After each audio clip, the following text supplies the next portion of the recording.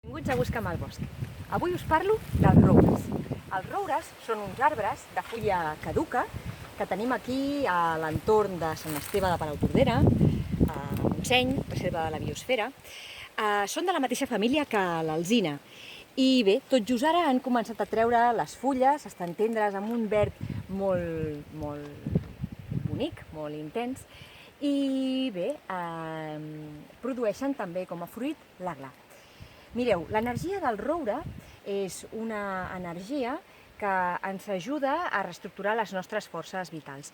Incideix directament en tot el nostre cos energètic i jo recordo una anècdota d'una senyora que em va explicar una vegada que fent el camí de Santiago havia de decidir si continuava o no perquè estava molt exhausta, va fer una migdiada al costat d'un roure i va sentir tal càrrega energètica que va decidir continuar el camí. És una molt bona amiga meva, l'Alícia, i és una anècdota que conservo amb mi perquè, de fet, quan estic cansada i esgotada, m'abraço als arbres. Com bé sabeu, soc una abraça-arbres i vinc aquí a buscar roures i alzines.